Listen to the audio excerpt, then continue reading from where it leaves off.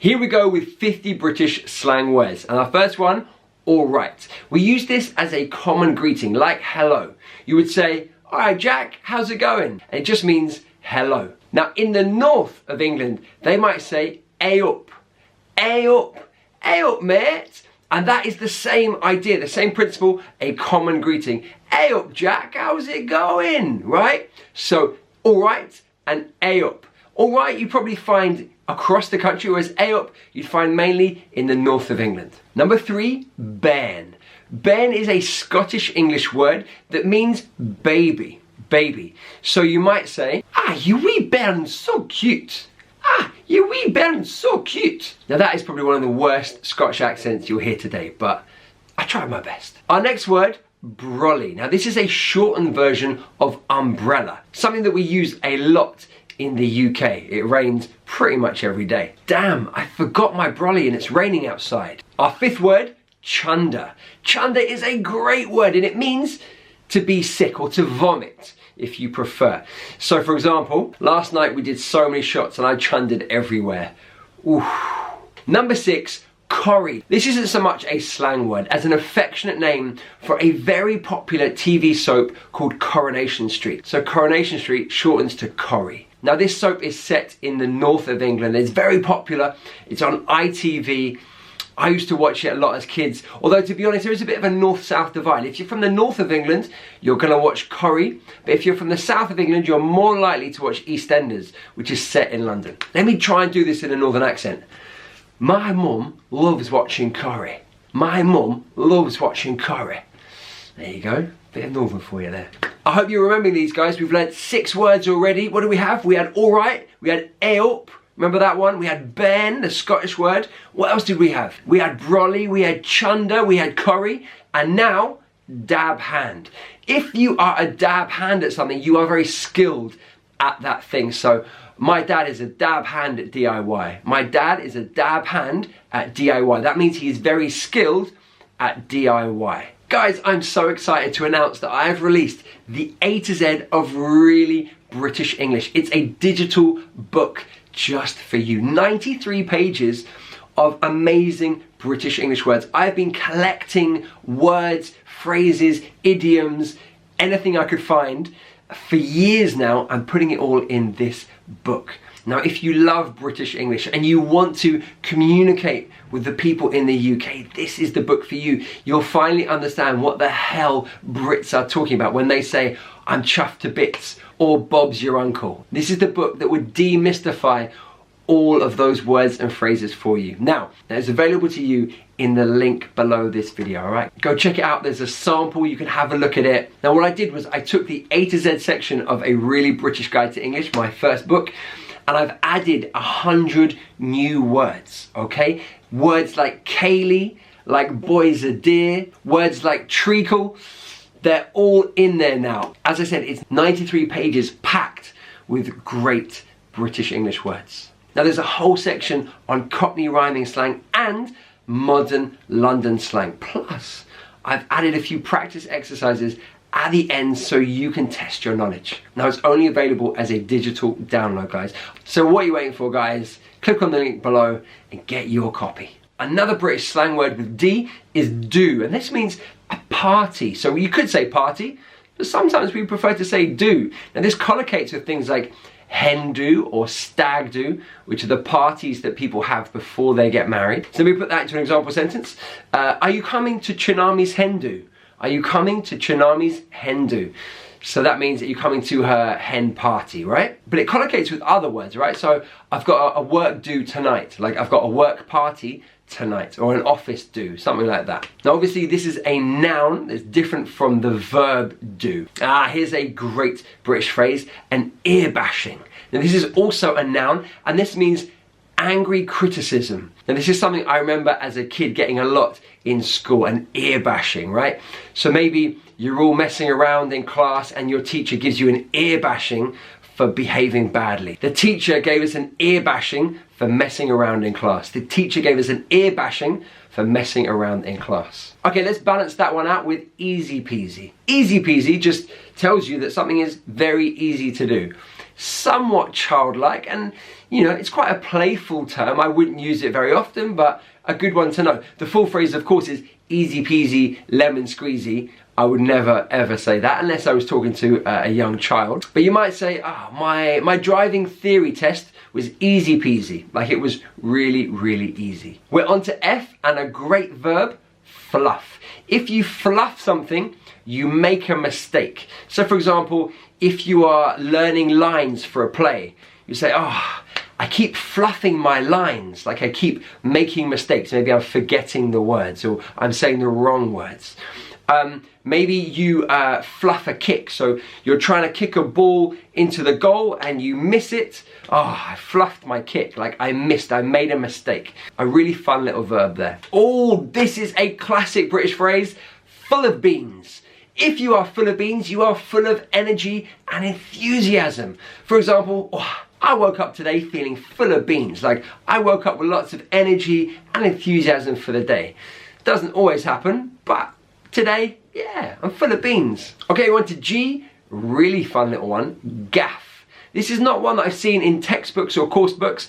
This is real slang. Gaff, it's a noun and it means a house. Do you want to come around my gaff after work? Do you want to come to my house after work? Our next phrase is not related. To get your kit off, or to get one's kit off. This means to take your clothes off so that you are naked.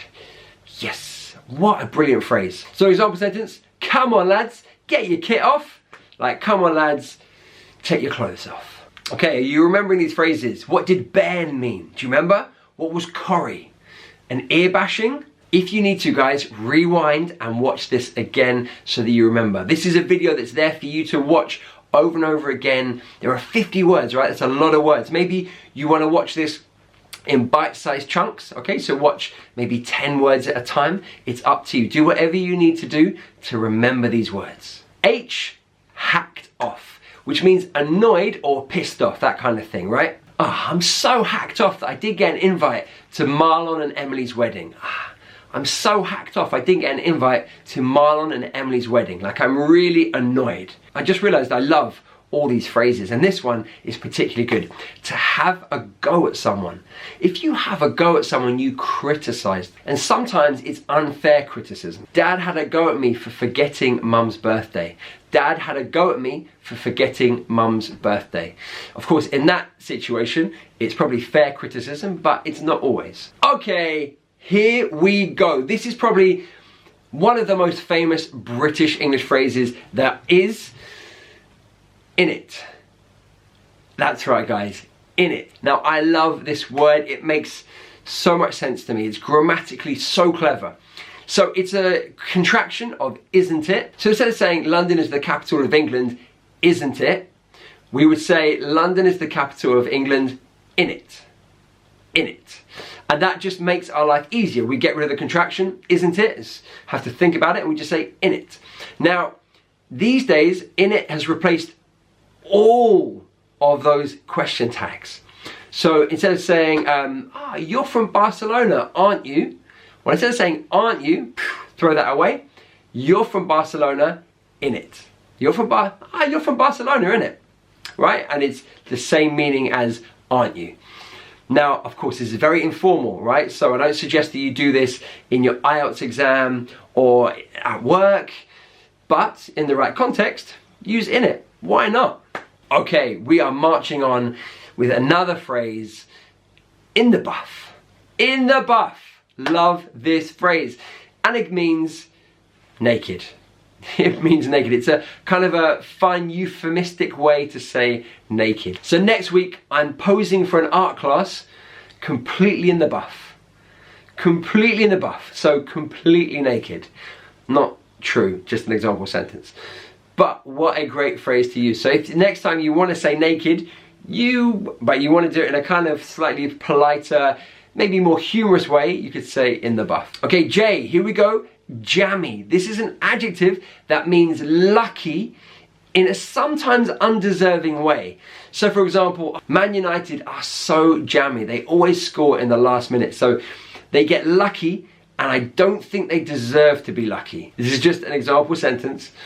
So jammy, yeah, lucky but maybe you're not deserving of that luck. Oh, this is a nice one, jolly. It's an adverb and it's a little bit old-fashioned, but we kind of use it to mean very. So for example, oh, that's a jolly nice coat you've got there. That's a jolly nice coat. Jolly there means very, right? So a very nice coat, a jolly nice coat. As I say, slightly old-fashioned. I don't think I would use it that often, but you would hear it, right? So very important to know, especially when you're in and around the UK trying to listen and understand what people are saying. Oh, this is a lovely phrase, to keep your hair on. If you tell someone to keep their hair on, you're telling them to calm down when they are getting angry. Now, from experience, I don't think that really works. In fact, if someone says to me, keep your hair on, that probably is going to make me more angry. But nevertheless, it's a phrase that we have. So for example, all right, keep your hair on, I'll do the washing tomorrow. So you're telling your friend or your flatmate, calm down, I'll do the washing tomorrow. So keep your hair on, I'll do the washing tomorrow. As I say, if someone said to me, keep your hair on, I think that would get me more angry. And in fact, here's another phrase with a similar meaning. Get your knickers in a twist, or usually used in a negative sense, don't get your knickers in a twist. The same thing, right? Calm down, don't get angry, don't get annoyed with me. Steve, don't get your knickers in a twist, all right? We'll get to the airport on time. So, you know, calm down. Again, if you said this to me, I'd probably get more annoyed. Speaking of annoyed, we've got a word here that kind of means getting noisy and aggressive, and it's leery. Leery, it's an adjective. And for example, there were two guys in the pub getting really leery, so we left. So there were two guys getting aggressive, noisy, maybe, you know, possibly physically violent. So we're like, we're just gonna leave, right? They were getting leery. Here's another word with L, lippy. This is an adjective, and we use it when we say that someone is speaking disrespectfully to someone else. So I remember as a kid, you know, in class, maybe being a little bit lippy to the teacher. So you'd be a bit disrespectful, a bit cheeky.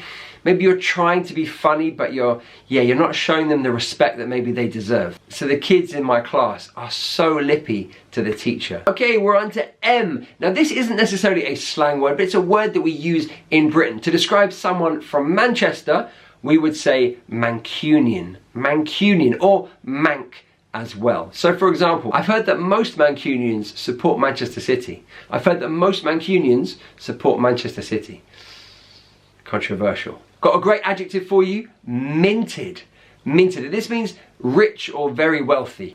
I didn't realise how minted Kwame's parents are. Like, his parents, really rich. Coming in with another Scottish word, nay. Nay, and this means no, right? So for example, I'll give you a lift to the station. That's nae bother. Nae bother at all. Right? It's no bother at all. In the comments below, guys, tell me just how bad that Scottish accent is. That's fine. I don't mind. No bother to me. I don't mind. Okay, back on track with the verb nick, and this means to steal something. So, a little confession. When I was 8, I nicked a pack of stickers from WH Smith. That is a true story, actually. Quite embarrassing. My mum made me take them back. But yeah, to steal. So to nick means to steal. We're on to O, and this, oh, what a word. Oi! It's more of a sound than a word, really. Oi! It's an interjection we use often to get someone's attention. Oi! Oi, lads! I'm over here. Oi, lads, come over here. Right? Like, get their attention. You might say, oi, what are you doing? Like, hey, what are you doing? It's a noise we make in many different situations. Yeah, to get someone's attention, to show we're annoyed, maybe. If we see, I don't know, sometimes if you see people kissing, you might be like, oi, oi, like, look at them, like, oi. So there's a lot of different situations that you might use oi. So my example sentence, oi, kids, dinner's ready.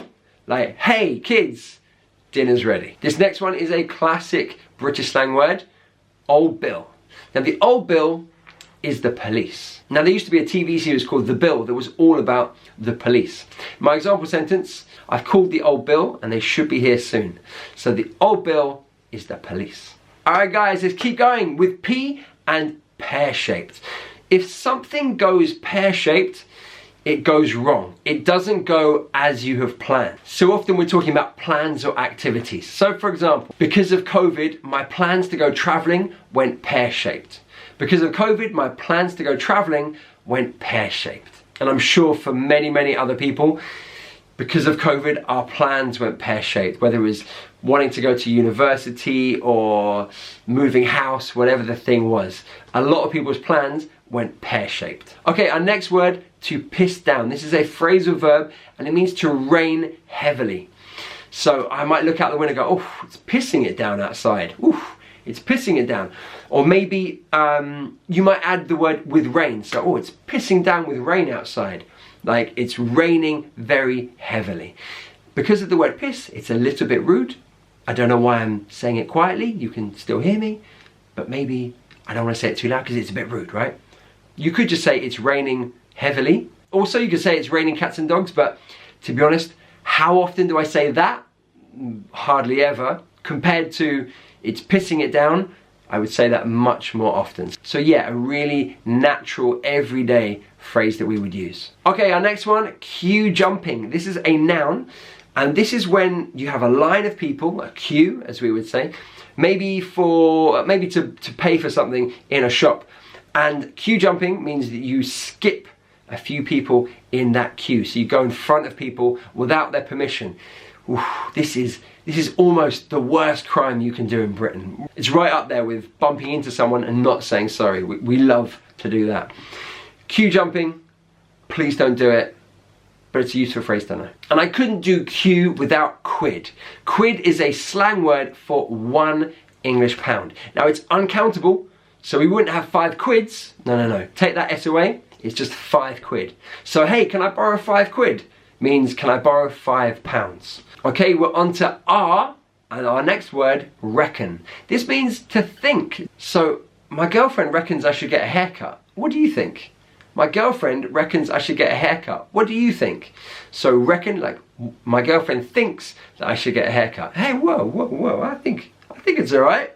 What do you reckon? Next word, ropey. This is an adjective, and this is when we don't feel very good, kind of unwell. Are you all right, Marina? You look a bit ropey. Are you all right, Marina? You look a bit ropey, like you don't look very well.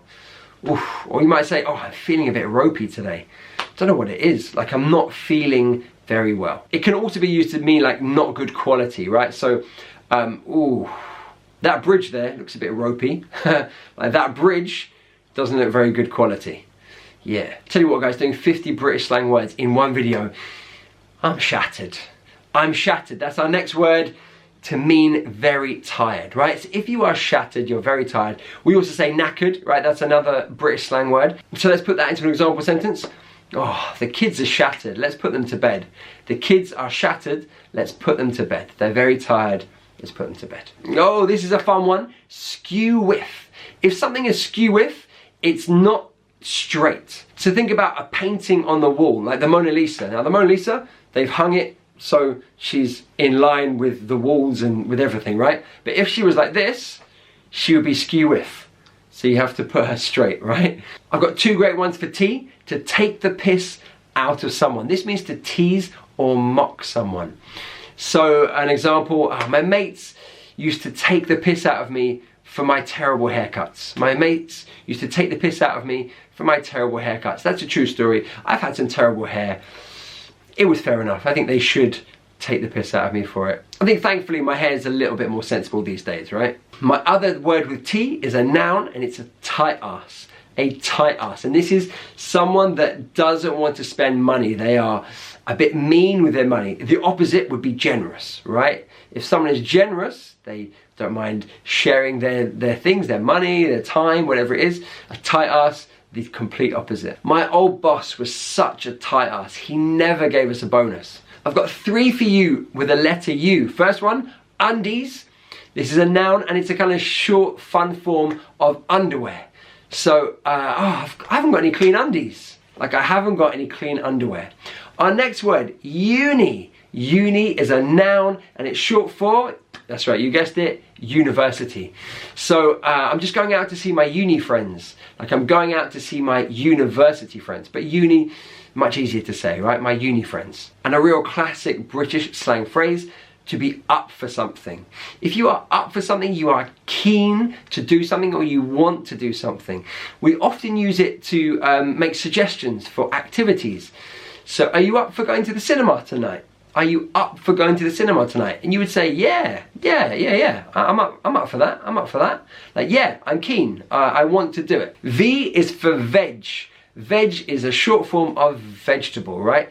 So the classic British food we would say is meat and 2 veg.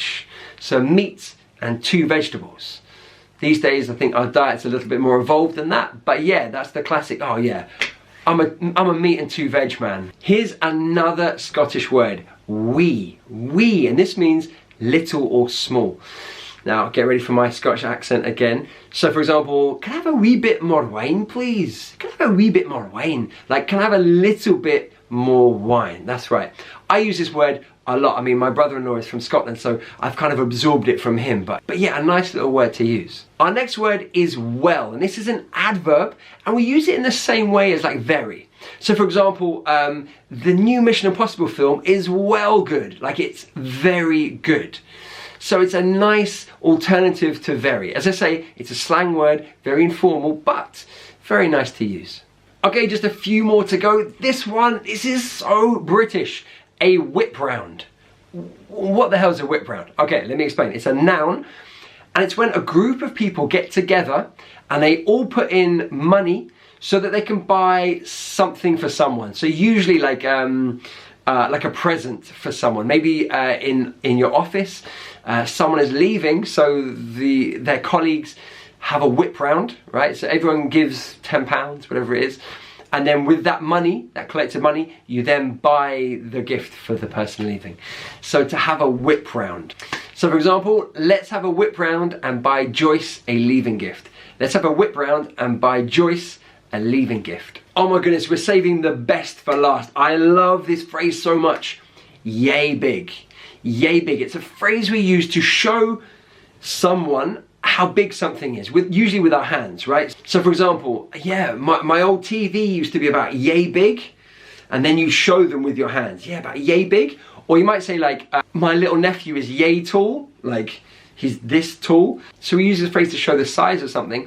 You've got to combine it with your hands though, right? It was yay big, or it was yay small, whatever the word is. We're almost there. This is the second to last one, guys. Yob. Now a yob is someone that behaves in an aggressive, kind of anti-social way. It's not a good thing. So for example, there were a bunch of yobs hanging outside my house last night. Okay, and our last word, 0-hour contract. Now this is a contract in which the company doesn't guarantee the employee any hours at all, okay? So a lot of companies have done this recently and it's been quite controversial. So for example, I'm sick and tired of having a 0-hour contract. I want guaranteed hours.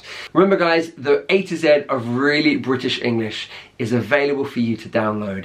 Click on the link below and take your British English knowledge to the next level.